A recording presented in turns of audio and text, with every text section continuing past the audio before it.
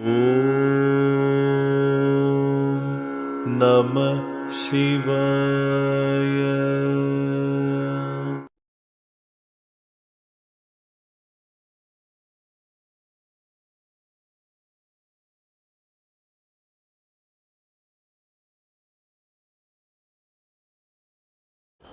ഇപ്പോൾ ആധുനിക ശാസ്ത്രം ഇപ്പോൾ മാക്രോ ടണലിംഗ് നടത്തുന്നതിനാണ് ഇപ്പോഴത്തെ നോബൽ പ്രൈസ് കിട്ടിയിരിക്കുന്നത്. ഇപ്പൊ ഫിസിക്സ് വളർന്ന് വളർന്ന് വളർന്ന് സ്പിരിച്വാലിറ്റിയിലേക്ക് വരുന്നു. അപ്പൊ ഭാരതീയ വേദാന്തം എവിടെയാണോ ചിന്തിച്ച് തുടങ്ങിയത് അവിടെ അവർ അവസാനിപ്പിക്കുകയാണ്. ആ ഒരു അവസ്ഥയിലേക്ക് നമ്മൾ വന്നെത്തിക്കുന്നു. പക്ഷെ നമ്മുടെ എഡ്യൂക്കേഷൻ സിസ്റ്റങ്ങളിലോ ബാക്കിയുള്ള കാര്യങ്ങളിലോ ഒന്നും ഇത് വരുന്നില്ല. ഈവൻ ഷ്രോഡിംഗർ പൂച്ച പോലും ആർക്കും അറിയില്ല, അതല്ലെങ്കിൽ നമ്മൾ കണാദൻ എന്നുള്ള പേര് ആർക്കും അറിയില്ല. അപ്പൊ ആ ഒരു അവസ്ഥയിലാണ് നമ്മൾ പൊയ്ക്കൊണ്ടിരിക്കുന്നത്. May be it's an impact of the Kalikala or whatever it is, അതിങ്ങനെ പൊയ്ക്കൊണ്ടിരിക്കുകയാണ്. അപ്പോൾ ഈ ഹീലിംഗ് ഇതിന്റെ കാര്യം പറയുമ്പോൾ നേരത്തെ നമ്മൾ പറഞ്ഞപ്പോൾ ചെറിയൊരു അങ്ങോട്ടും ഇങ്ങോട്ടും നമ്മൾ ഒരു ഇത് വന്നു, ഒരു ആശയക്കുഴപ്പമില്ല, പൊതുവേ നമുക്കൊരു ഇത് വന്നത്. അപ്പൊ അതിനൊരു കാരണമായിട്ട് എനിക്ക് തോന്നിയത് ചിലപ്പോൾ ഹീൽ എന്നുള്ള വാക്ക് വെച്ചാണ് ഞാൻ എപ്പോഴും തുടങ്ങിയത്. അപ്പോൾ മോഡേൺ മെഡിസിന്റെ പിതാവ് എന്ന് പറയുന്നത് ഹിപ്പോക്രട്ടസ് എന്ന് പറഞ്ഞിരിക്കുന്നത് body has the power to heal itself എന്നാണ്. ലോകത്തിലെ ഏറ്റവും മികച്ച മെഡിസിനായിട്ട് അദ്ദേഹം പറയുന്നത് ശുദ്ധമായ ജലവും അതുപോലെ ഉപവാസവും. അപ്പൊ അതിനെ തെറ്റിദ്ധരിപ്പിച്ചിട്ട് ഇത് വേറെ തലങ്ങളിലേക്ക് പോയതിന്റെ ഒരു ഇതാണ് നമ്മൾ അവിടെ സംസാരിച്ചത്. അപ്പോൾ ഭാരതീയ സങ്കല്പങ്ങളിൽ മാത്രം അങ്ങ് നേരത്തെ പറഞ്ഞ റിപ്രസ്ഡ് ഇമോഷൻസ് ആണ് പിന്നെ രോഗങ്ങളായിട്ട് എക്സ്പ്രസ്ഡ് ആവണമെന്ന് പറഞ്ഞു. അപ്പോൾ അത് ഏത് കാലത്തിൽ എവിടെ എന്നുള്ളത് ഒരു ഇതുണ്ട്. അപ്പോൾ കാലവും ദേശവും അതിനതീതമായിട്ടാണ് നമ്മുടെ ആത്മബോധം എന്ന് പറയുന്ന സംഗതി വരുന്നത്. അപ്പൊ പൂർവ്വജന്മാർജിതം പാപം വ്യാധി രൂപേണ ജായതേ എന്ന് പറയുന്ന ഒരു സങ്കല്പം, അല്ലെങ്കിൽ അങ്ങനെ ഒരു സങ്കല്പം, അല്ലെങ്കിൽ ഒരു യാഥാർത്ഥ്യമുണ്ട്. അപ്പൊ അത് എപ്രകാരത്തിലാണ് അങ്ങയുടെ പഠനങ്ങളിൽ തെളിഞ്ഞു വന്നിട്ടുള്ളത്? നമ്മുടെ ഇപ്പോഴത്തെ ഈ ജീവിതം എന്ന് പറയുന്നത് ഏറ്റവും കുറഞ്ഞത് ആധുനിക ശാസ്ത്രവും പറയുന്നു ഒരു 7 ജനറ്റിക് മെമ്മറിയുടെ കണ്ടിന്യൂവേഷൻ, 7 തലമുറ പുറകിൽ. നമ്മുടെ ശാസ്ത്രത്തിൽ ഇനി ഫ്യൂച്ചറും കൂടെ ചേർത്തിട്ടുണ്ട് പറയും. മോഡേൺ സയൻസ് പറയുന്നത് 7 തലമുറകളുടെ ജനറ്റിക് മെമ്മറി ഇതിനകത്തുണ്ടെന്ന്. അപ്പോൾ ഈ മെമ്മറീസിന്റെ ഒരു എക്സ്റ്റൻഷനായിട്ടാണല്ലോ ഇത് വരുന്നത്. അപ്പൊ എൻ്റെ കഴിഞ്ഞ ജന്മത്തിന്റെയോ അതിൻ്റെ ഏതെങ്കിലും പൂർവ്വജന്മങ്ങളിൽ എപ്പോഴെങ്കിലും എൻ്റെ മനസ്സിൽ കിടക്കുന്ന ആ ഒരു ജനറ്റിക് മെമ്മറി ഇപ്പോൾ ആണ് മാനിഫെസ്റ്റ് ചെയ്യേണ്ടതെങ്കിൽ അത് മാനിഫെസ്റ്റ് ചെയ്തല്ലേ മതിയാവും. അല്ലെങ്കിൽ തന്നെ ഇപ്പൊ ഞാൻ ജനിക്കുമ്പോൾ പലരും ജനിച്ചതിന് ശേഷം ഞാൻ ജനിച്ചു എന്ന് പറയും, അതിനു മുമ്പ് എന്തായിരുന്നു എന്നറിയില്ല. അതിലൂടെയും നമ്മുടെ ഗുരുക്കന്മാർ പറഞ്ഞത് നമുക്ക് മഹാദേവനാണ് മരണത്തിന്റെ ദേവനായി കാണിച്ചിരിക്കുന്നത്. പക്ഷെ ചില സ്ഥലങ്ങളിൽ മരണത്തിന്റെയും ജനനത്തിന്റെയും ദേവനായിട്ട് അദ്ദേഹത്തെ തന്നെയാണ് കാണിച്ചിരിക്കുന്നത്. അപ്പൊ അതിന്റെ അർത്ഥം ഞാൻ ഈ വാക്കുകളിൽ വീഴാൻ ഞാൻ തയ്യാറല്ല ഇന്നും. അത് ആധുനിക ശാസ്ത്രമായാലും പൗരാണിക ശാസ്ത്രമായാലും വാക്കുകൾക്ക് അപ്പുറത്തേക്ക് ഒരു അനുഭവം. ഇപ്പൊ താങ്കൾക്ക് ഒരു തലവേദന ഉണ്ടെന്ന് വയ്ക്കുക, ലോകത്തെ ഏറ്റവും വലിയ ഡോക്ടർ ഒരു തലവേദനയ്ക്കുള്ള മരുന്നിനെ കുറിച്ച് 1 മണിക്കൂർ ക്ലാസ് എടുത്താൽ താങ്കളുടെ തലവേദന മാറും? ആ തലവേദനയുടെ ഗുളിക മാറ്ററായിട്ട് ഗുളികയായി താങ്കളുടെ കയ്യിലെത്തി അല്ലെങ്കിൽ വേറെ ഏതെങ്കിലും മാധ്യമത്തിൽ അത് താങ്കളുടെ ശരീരത്തിൽ പ്രവേശിച്ച് താങ്കളുടെ ശരീരമായി മാറുമ്പോൾ മാത്രമേ വേദന എന്ന ആ ഒരു അവസ്ഥ മാറുള്ളൂ. അപ്പൊ അതാണ് ആ ഔഷധം. ഔഷധം എന്ന് പറഞ്ഞാൽ ഇറ്റ് ഷുഡ് ബി കൺസ്യൂംഡ്, അല്ലാതെ കേട്ടിട്ട് കാര്യമില്ല. അപ്പൊ ഇതുപോലെ ഈ ഗുരുക്കന്മാർ പറഞ്ഞിരിക്കുന്നതെല്ലാം ഇൻഫർമേഷൻസ് ആണ്, എക്സ്പീരിയൻസ് അല്ല.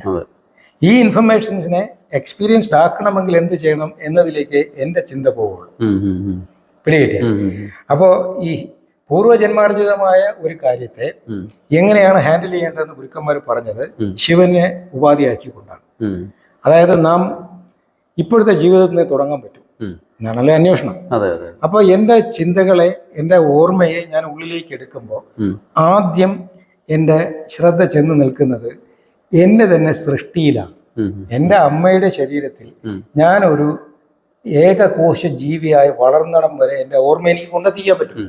അവിടെ നിന്നാണല്ലോ പിന്നെ കൂടെ ജനിച്ചത്. അവിടെ ഞാൻ എത്തുമ്പോൾ എൻ്റെ തലയോട്ടി ഞാൻ തന്നെയാണ് ഉണ്ടാക്കിയതെന്ന് മനസ്സിലാവും. ആ സമയത്ത് ഞാൻ വരച്ച ഒരു ത്രികോണം 3 ബിന്ദു ഇട്ടത് ചേർത്തെടുത്ത് ഒരു ത്രികോണമാക്കിയപ്പോൾ ഇവിടെ സാധനം തലയോട്ടി എടുത്ത് നോക്കിയാൽ കാണാം. ആ സമയത്താണ് ഞാൻ കപാലീശ്വരൻ ആകുന്നത്. സോ എൻ്റെ സ്കള്ളിന്റെ സൃഷ്ടിയെക്കുറിച്ച് ഞാൻ തന്നെ അവബോധം ഉണ്ടാക്കിയെടുക്കുമ്പോഴാണ് കപാലികൾ തലയോട്ടി ഡാൻസ് ഒക്കെ ചെയ്യുന്നതായിട്ട് ഇങ്ങനെ കാണിക്കാറുണ്ട്, കഞ്ചാവൊക്കെ വലിച്ചിട്ട്. ഇതൊരു സിമ്പിളാണ്. ആ സിമ്പിളിനെ മിസ്യൂസ് ചെയ്യുകയോ മിസ്അണ്ടർസ്റ്റാൻഡ് ചെയ്യുമ്പോഴാണ് അത് ആചാരമായി മാത്രം നിലനിൽക്കുന്നത്. ഇത് നമ്മുടെ ഓർമ്മയെ പിന്നിലേക്ക് കൊണ്ടുപോയി. ഈ 3 ബോൺസ് ഏതിന്റെ പ്രതീകങ്ങളാണ്? നമ്മുടെ കപാലം തുടങ്ങുന്നത് അതിൽ നിന്നാണ്. അതെ, അതിന് പ്രത്യേകിച്ച് എന്തെങ്കിലും ഉണ്ടോ? ഈ ത്രിക എന്ന് പറയുന്നതുമായിട്ട് ബന്ധപ്പെട്ട്? അതല്ലേ നമ്മുടെ തന്ത്രയോഗത്തിൽ ആദ്യത്തെ ത്രികോണമാണ്. അല്ല, ആ ത്രികോണത്തിന്റെ റെപ്രസെന്റേഷൻസ് എന്തൊക്കെയാണെന്നാണ് ചോദിച്ചത്. സൃഷ്ടി. അല്ല, അതിൽ ഓരോന്നും എന്തിനു വേണ്ടി നിൽക്കുന്നു? ഇത് തന്നെ മൂന്നുമാണ്: ജാഗ്രത, സ്വപ്നം, ഇത് ഇപ്പൊ ഈ കാണുന്ന ത്രികോണമല്ല, മനസ്സിലായി. കണ്ണുകൊണ്ട് കാണാൻ കഴിയാത്ത സൂക്ഷ്മ രൂപത്തിൽ. അതെ, ആ മൂന്നെണ്ണം എന്തിനെയാണ് പ്രതിദാനം ചെയ്യുന്നതാണ് ചോദിച്ചത്. അതാണ് എനിക്ക് ജീവിക്കണമെങ്കിൽ 3 തലം വേണ്ടേ? സൃഷ്ടി, സ്ഥിതി, സംഹാരം, അല്ലെങ്കിൽ ജാഗ്രത, സ്വപ്ന, സുഷുപ്തി. ഇത് 3 ഗുണങ്ങളാണെങ്കിൽ ത്രിഗുണങ്ങൾ, അപ്പൊ എല്ലാം ആ ഒരു ത്രിമൂർത്തി. ഒരു സൃഷ്ടി, ഒരു രൂപം വേണമെങ്കിൽ 2 ബിന്ദുകൾ ഉണ്ടെങ്കിൽ രൂപം ഉണ്ടാവില്ല. അതെ, മിനിമം 3 ഫോർമാറ്റുകൾ വേണം. അതെ, ഉണ്ടെങ്കിലേ ഒരു രൂപം കിട്ടുള്ളൂ. അല്ല, അതിന്റെ ബേസിക് ആയിട്ട് എന്തെങ്കിലും ഒരു പ്രത്യേക 3 പറയുന്നത്. ഇപ്പൊ നമ്മള് സൂക്ഷ്മം, സ്ഥൂലം, കാരണം പറയുന്നത്, അങ്ങനെ 3 ഒരുപാടെണ്ണം ഉണ്ട്. അതിൽ ഏത് ബേസ് എന്നുള്ളതാണ്. ഇത് എത്ര പറഞ്ഞാലും ഈ തലയ്ക്കകത്ത്, മനസ്സിനകത്ത് ഇത് വഴങ്ങില്ല. അതുകൊണ്ടാണ് ഞാൻ കപാലിയിലേക്ക് പോയത്. അതെ അതെ, പുസ്തകം വായിച്ചാൽ പോരാ. ഈ ചോദ്യം എന്നെ അലട്ടിക്കൊണ്ടേയിരിക്കും. So there is no answer for these kind of things. സൃഷ്ടി രഹസ്യം നമ്മുടെ ബോധത്തിൽ വരില്ല. ഇതാണ് പതഞ്ജലി പറഞ്ഞത്, അതാ യോഗാനുശാസനം. കുട്ടി, ഞാൻ യോഗ എന്തെന്ന് പറയാണ്. അടുത്ത വാചകം അറിയോ? ചിത്തവൃത്തി നിരോധ യോഗ. ചിത്തവൃത്തി നിരോധ, മനസ്സിനെ നിരോധിക്കും. ചിന്തിച്ചുകൊണ്ട് നീ എന്റെ അടുത്ത് വരേണ്ട, നിനക്കൊന്നും കിട്ടില്ല. ചിന്തയ്ക്ക് അപ്പുറത്തേക്ക് പോ, അനുഭവം. അപ്പൊ ചിന്തയ്ക്ക് അപ്പുറത്തേക്ക് പോയപ്പോ ചോദ്യങ്ങളുണ്ടോ? ഇല്ല. ഈ ചിന്തകൾക്ക് അപ്പുറത്തേക്ക് പോകാനാണ് എന്റെ ഓർമ്മകളെ ഞാൻ പിന്നിലേക്ക് എടുത്ത് എൻ്റെ അമ്മയുടെ ഗർഭപാത്രത്തിൽ ഞാൻ എന്ത് ചെയ്തു എന്ന് കണ്ടെത്തിയത്. എന്റെ മെമ്മറി കിടപ്പുണ്ടത്. അത് ഞാൻ ട്രേസ് ഔട്ടിൽ ചെന്നപ്പോഴാണ് മനസ്സിലായത്, ഞാൻ ഇങ്ങനെയാണ് കപാല സൃഷ്ടി നടത്തിയത്. അവിടെ ഞാൻ എന്റെ ഈശ്വരൻ ഞാനാകുകയാണ്. അതാണ് എന്റെ കപാലീശ്വരൻ. അപ്പൊ കപാലീശ്വരൻ എവിടെയാ? ശിവന്റെ ഒരു പ്രസന്റേഷനാണ്. അതാണ് കപാലീശ്വരൻ. ആ കപാലീശ്വരനിൽ നിന്ന് ഞാൻ വീണ്ടും എൻ്റെ ഓർമ്മകളെ പിന്നിലേക്ക് നയിക്കുമ്പോഴാണ് എനിക്ക് മനസ്സിലാവുന്നത് ഞാൻ രുദ്രനായിരുന്നു. രുദ്ര എന്ന് പറഞ്ഞാൽ രൗദ്ര താണ്ഡവം. ഞാൻ ഒരു ബിന്ദുരൂപത്തിൽ എത്തുന്നതിന് മുമ്പ് വിശ്വശക്തിയായി സൂക്ഷ്മ കണങ്ങളായി പരസ്പരം ബൊമ്പാഡ് ചെയ്തുകൊണ്ടിരുന്നു. The universe is nothing but bombardment of molecules. ഇവിടെ എത്തി മോഡേൺ സയൻസ്. അപ്പൊ ഇങ്ങനെ ഫിയേഴ്സ് ബൊമ്പാർഡ്മെന്റ്, രൗദ്ര താണ്ഡവം താടിച്ചുകൊണ്ടിരുന്ന അത് ഞാനൊരു വിശ്വബോധ ശക്തിയായിട്ട് നിന്നു. അപ്പൊ ഞാൻ രുദ്രനായി. അപ്പൊ പിന്നെ എവിടുന്നാ ഞാൻ രുദ്രനായത്? It was from a big bang, ഭൂങ്കാരത്തിൽ നിന്നാണ്. അപ്പോ ഒരു അൺമോഡിഫൈഡ് സ്റ്റേറ്റിൽ നിന്ന് ഒരു വേണമെങ്കിൽ ഡാർക്ക് മാറ്റർ എന്ന് വേണമെങ്കിൽ പറയാം, അതിൽ ഒരു ശക്തി ഏകീകരിക്കുകയും ഒരു വിസ്ഫോടനം ഉണ്ടാകുകയും ചെയ്തു. ദ ബിഗ് ബാങ്, മഹാവിസ്ഫോടനം. അവിടെയാണ് ഞാൻ ഭൈരവനായത്. ഭൂങ്കാര ശക്തത്തോടു കൂടി ഞാൻ പൊട്ടിത്തെറിച്ചു. അപ്പൊ ഞാൻ ഭൈരവനായി. അപ്പൊ ഈ ഭൈരവൻ എവിടെ നിന്നായിരുന്നു വന്നത്? വീണ്ടും എൻ്റെ ഓർമ്മകളെ ഞാൻ പിന്നിലേക്ക് കൊണ്ടുപോയപ്പോൾ ഒരു passive energy, dark matter, extreme darkness, Mahadevan, Sadasivan. ഇതാണ് ശിവന്റെ 4 റെപ്രസെന്റേഷൻസ്: കപാലി, രുദ്രൻ, ഭൈരവൻ, മഹാദേവൻ. ഈ മഹാദേവനിൽ നിന്ന് മനുഷ്യനായി എത്തുന്നതിന് മുമ്പ് മഹാദേവനിൽ ഞാൻ ഭൈരവനായും, ഭൈരവനിൽ നിന്ന് രുദ്രനായും, രുദ്രനിൽ നിന്ന് കപാലിയായും, കപാലിയിൽ നിന്നാണ് ഈ ഒരു മനുഷ്യനായിട്ട് ഇവിടെ ചിന്തിച്ചുകൊണ്ടിരിക്കുന്നത്. ഇതെന്റെ ഓർമ്മകളുടെ യാത്രയാണ്. ഇതാണ് ധ്യാനം. അപ്പോൾ ഇങ്ങനെ ആഴത്തിൽ അനുഭവിക്കുമ്പോഴാണ് ശിവോഹം. അപ്പൊ ഒരാൾ പറയും, നിങ്ങൾ ശിവനൊന്നുമല്ല. അല്ല, നിനക്ക് നിന്റെ ജോലിയൊക്കെ പോടെ. ഞാൻ ശിവനാണെന്ന് ഇവനെ ബോധിപ്പിച്ചിട്ട് വല്ല കാര്യമുണ്ടോ? കാരണം ഇവന് മനസ്സിലാവില്ല. ഇപ്പൊ താങ്കള് ഒരു കോഫിയൊക്കെ കുടിച്ച് ഇങ്ങനെ വൈകിട്ടിരിക്കുകയാണ്, നല്ല ഒരു മഴവില്ല് കാണുക. അപ്പൊ ഒരു അന്ധനായ കുട്ടി വന്നിട്ട് ചോദിക്കണം, അടുത്തുള്ളൊരു കുട്ടിയാണ്, അറിയുകയും ചെയ്യാം, നല്ല ബുദ്ധിശാലിയാണ്. അങ്കിൾ എന്ത് ചെയ്യുന്നു? എടാ, ഞാൻ ഒരു കാപ്പി കുടിക്കുന്നു. കാപ്പി കുടിച്ചോണ്ടിരിക്കുന്നു. അതാ നോക്കടാ, നല്ലൊരു മഴവില്ല്. അപ്പൊ അവന് പറഞ്ഞിട്ട് കാര്യമില്ല. അപ്പൊ അവൻ പറയാം, അങ്കിളെ ഈ മഴവില്ലെന്ന് ഞാൻ ഒരുപാട് സ്ഥലത്ത് കേട്ടിട്ടുണ്ട്, എന്താണ് ഈ മഴവില്ല്? എങ്ങനെ അവന് പറഞ്ഞു മനസ്സിലാക്കും? അതെടാ, അത് 7 നിറം അതെന്താണ്? ഇവനിങ്ങനെ ചോദിച്ചുകൊണ്ടേയിരിക്കും. കാരണം ഇവൻ ഈ കുട്ടിക്ക് കാണാനുള്ള കാഴ്ചയും. ഇതുപോലെ നമ്മൾ ഈ ആന്തരിക ദൃഷ്ടി, യോഗദൃഷ്ടി തുറന്ന് കിട്ടുന്ന അനുഭവങ്ങൾ അന്ധനായ, അല്ലെങ്കിൽ ആത്മീയ അന്ധനായ ഒരു വ്യക്തി എങ്ങനെ പറഞ്ഞു മനസ്സിലാക്കും? അപ്പൊ ആത്മീയത എന്ന് പറയുന്നത് എക്സ്ട്രീംലി സബ്ജക്റ്റീവ് ആണെന്നും കൂടെയാണോ പറഞ്ഞത്? 100%. പിന്നെ ഇറ്റ് ഈസ് പേഴ്സണൽ. അത് ഒരു കാരണവശാലും നമുക്ക് എക്സ്പ്രസ് ചെയ്യാൻ പറ്റില്ല. ഇപ്പൊ ഉദാഹരണത്തിന് അമ്മ ഉണ്ടായിപ്പോ പോയി. അമ്മ ഇപ്പൊ താങ്കൾക്ക് ഒരു ഇഷ്ടപ്പെട്ട ആഹാരം ഉണ്ടെന്ന് വയ്ക്കാം, പക്ഷെ അത് ഉണ്ടാക്കാൻ ഒത്തിരി പാടാണ്. പക്ഷെ ഒരു ദിവസം അമ്മ ഇച്ചിരി കഷ്ടപ്പെട്ടൊക്കെ അത് ഉണ്ടാക്കി വെച്ചു എന്ന് സങ്കല്പിച്ചു. യാത്ര ചെയ്ത് കഴിഞ്ഞ് വിശന്ന് വന്നപ്പോഴത്തേക്കും എന്തെങ്കിലും അമ്മ ഉണ്ടാക്കി കാണുമെന്ന് പറഞ്ഞ് വന്നപ്പോൾ ഇതിങ്ങനെ ഏറ്റവും ഇഷ്ടപ്പെട്ട സാധനം ഉണ്ടാക്കി വെക്കുകയാണ്. അപ്പോൾ അന്നേരം നമുക്ക് അമ്മയോട് തോന്നി ആ ഒരു വികാരം അമ്മ ഒന്ന് ഇങ്ങനെ കെട്ടിപ്പിടിക്കുക. ആ സമയത്ത് ഉണ്ടാകുന്ന ആ വൈകാരികത ഒന്ന് വിശദീകരിക്കാമോ? പറയാം. അതെ അതെ അതെ. അല്ല ഇത്രയും നമ്മളിപ്പോ ഞാനിപ്പോ ഐസ്ക്രീം കഴിച്ചു, എന്നിട്ട് അങ്ങോട്ട് പറയണത് ഗംഭീരമായിട്ടുണ്ട്. അപ്പൊ അങ്ങ് ചോദിക്കണം എന്താ എന്റെ taste, how can I explain? പറ്റില്ല.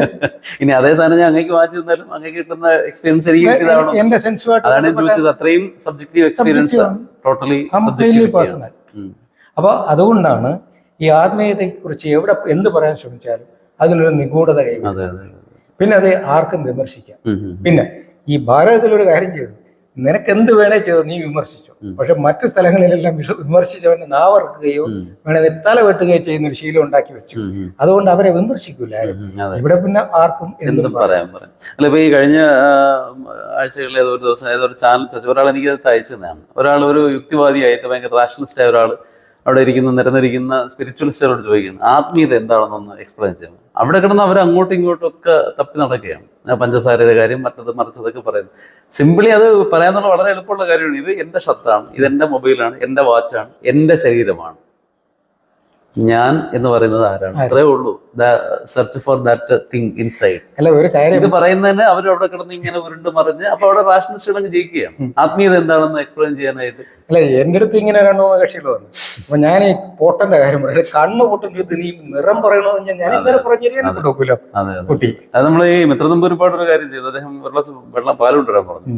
പാലുകൊണ്ടതിന് അദ്ദേഹം ഒരു സ്പൂൺ ഇട്ടിട്ട് അരമണിക്കൂറോളം ഞാൻ ഇളക്കി കൊണ്ടുവന്നു. ഒരു ചോദിച്ചു അങ്ങനെ എന്താ ചെയ്യുന്നത്? ഞാൻ കുറച്ച് നെയ്യ് എടുക്കുകയാണെന്ന് പറഞ്ഞു. അപ്പൊ അത് നെയ്യ് എടുക്കാൻ കുറെ പ്രോസസ്സ് കുറെ സാധനമില്ലേ? അല്ലെ നെയ്യ് ഇതിനകത്തുണ്ടല്ലോ, പാലിലുണ്ടല്ലോ. അപ്പൊ ഇതുപോലെയാണ് ആ ഇന്നർ കോർ അറിയണമെന്നൊരു സംഭവം അദ്ദേഹം പറഞ്ഞു.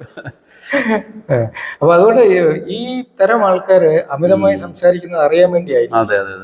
അത് വെറുതെ പിന്നെ പ്രകടിപ്പിക്കാൻ വേണ്ടിയാണ്.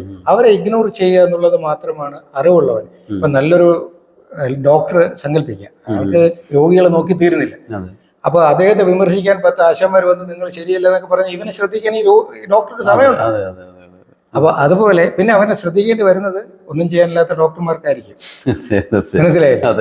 അപ്പൊ അതുകൊണ്ട് ഈ തരം വിമർശനങ്ങളെ അതുകൊണ്ട് പണ്ട് ഇവിടെ ചെയ്തിരുന്നത് ഇവരെ ഈ വിമർശിക്കുന്നവർക്കും ഒരു നിയന്ത്രണം ഉണ്ടായിരുന്നു രാജാവായിട്ട്. അപ്പൊ നിങ്ങൾ വാദിക്കുന്ന പോയിന്റുകൾക്ക് കൃത്യമായിട്ടുള്ള ഒരു അടിസ്ഥാനം ഉണ്ടാവണം. പക്ഷെ അത് അടിച്ചേൽപ്പിക്കലാകരുത്. ആരോഗ്യപരമായ സംവാദം.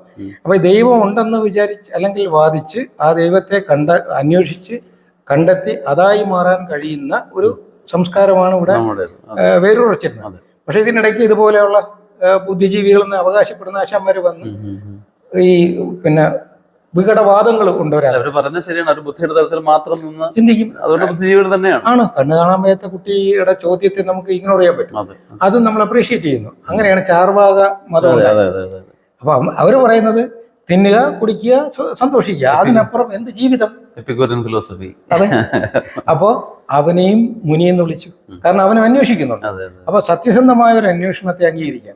പക്ഷെ ഇപ്പൊ കാണിക്കുന്നത് എന്താണ്? കുറെയൊക്കെ ഒരു 90% ആർഭാടവും അഹങ്കാരമാണ്. അതെന്തുകൊണ്ടെന്നറിയാം അഹങ്കാരം കാണിക്കുന്നത്? ഇവിടുത്തെ ഭരണ സംവിധാനത്തിന് ആത്മബോധം ഇല്ലാഞ്ഞിട്ടാണ്. അല്ലെങ്കിൽ കൃത്യമായ നിങ്ങളുടെ വാദങ്ങൾക്ക് എവിടെ ആയാലും, അത് വിശ്വാസിയായാലും അവിശ്വാസിയായാലും അന്ധവിശ്വാസിയായാലും, നിങ്ങളുടെ വാദങ്ങൾക്ക് നിങ്ങളുടേതായിട്ടുള്ള പ്ലാറ്റ്ഫോം ഉണ്ടായിരിക്കണം.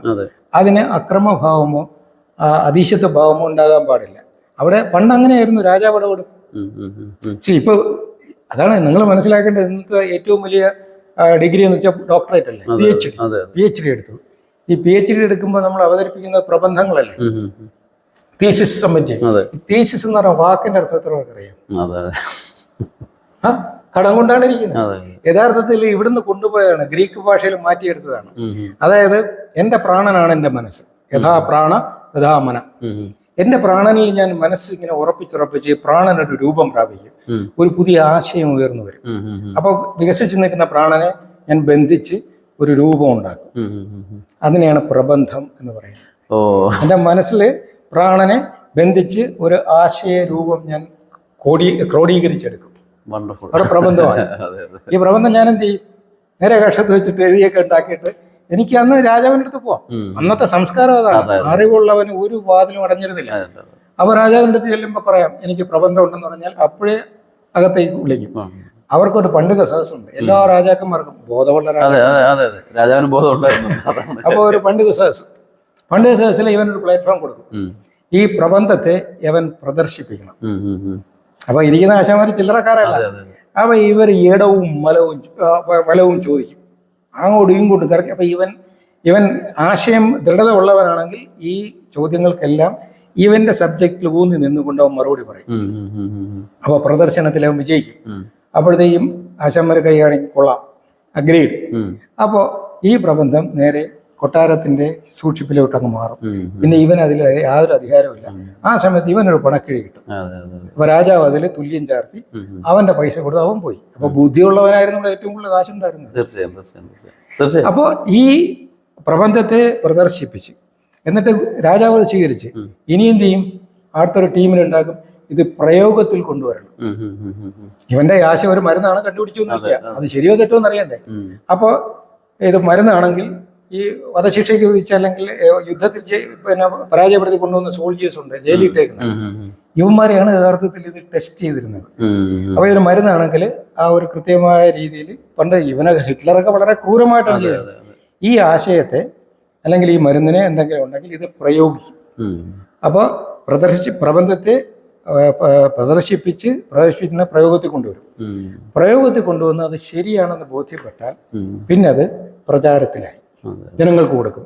പിന്നെ അതിൽ രാജാവിന് പോലും അധികാരമില്ല. പിടികിട്ടിയാണ്. ഇതായിരുന്നു പണ്ടത്തെ ഇവിടുത്തെ യൂണിവേഴ്സിറ്റി സംവിധാനം. ഇത് തന്നെയാണ് അലക്സാണ്ടറാണ് ഇവിടുന്നത് ഈ കോപ്പി ചെയ്ത് കൊണ്ടുപോയിട്ട് ഇത് അവിടെ അവതരിപ്പിച്ച് ഈ ഒരാള് ഒരു ആശയമായിട്ട് വന്നാൽ ഈ ഗ്രീക്കില് രാജാവിന്റെ ഒരു മേശയുണ്ട്, അതിനെയാണ് തീസിസ് എന്ന് പറയുന്നത്. എന്നിട്ട് ഇവന്റെ ഈ ആശയം പെട്ടെന്ന് എടുത്ത് വെക്കില്ല, ഇത് അടിയിൽ വെക്കും. ഇതാണ് ഹൈപ്പോതീസിസ്. ഈ ആശയം കൊണ്ടുവന്ന് അവതരിപ്പിക്കുകയാണ്. അപ്പൊ ഹൈപ്പോതീസിസ് ആണ്. അവസാനം തർക്കിച്ച് എല്ലാം റെഡിയാക്കിയിട്ട് ആശാന്മാർ കുറെ റെഡിയാണ് കൊള്ളാന്ന് പറയുമ്പോൾ രാജാവ് ഇതെടുത്ത് തീസിസായി. ഈ തീസിസ് പിന്നെ നമ്മൾ പ്രചാരത്തിൽ വിടുന്നവരെ ടെസ്റ്റിന് വിടും.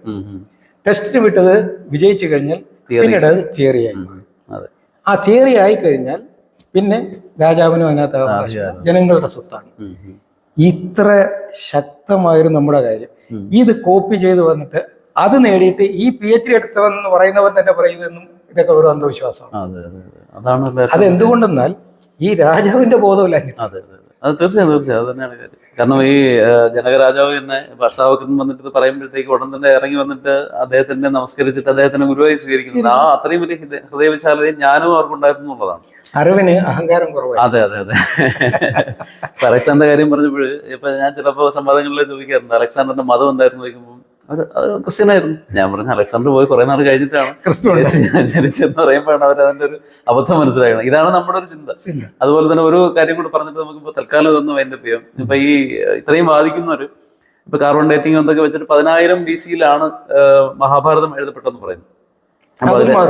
അതൊന്നും അല്ല ഞാൻ പറഞ്ഞത്, നമ്മള് മിനിമമായിട്ട് പറയുന്നത്. ഇവർക്ക് ലക്ഷങ്ങളിലെ കഥ പറഞ്ഞ അവർക്ക് ഭ്രാന്തായി പോസുകൊണ്ട് പറഞ്ഞതാണ്. അപ്പൊ അതിൽ ഉപയോഗിച്ചിരുന്ന സംസ്കൃതം അങ്ങേയറ്റം ശ്രേഷ്ഠമായിട്ടുള്ള ഗംഭീരമായിട്ടുള്ള ഭാഷയാണ്. അതിൽ യാതൊരു മാറ്റങ്ങളും വന്നിട്ടില്ല. അപ്പൊ അതിന് മുമ്പുണ്ടായിരുന്ന യുഗത്തിലാണ് രാമായണം എഴുതപ്പെട്ടത്. ആ രാമൻ പഠിക്കാൻ പോയത് ആരണ്യങ്ങളും ഉപനിഷത്തുകളും ഒക്കെയാണ്. അതിന്റെ അപ്പുറത്താണ് വേദം. അപ്പൊ ഈ വേദങ്ങൾ എഴുതിയത് ശുദ്ധ സംസ്കൃതത്തിലാണ്.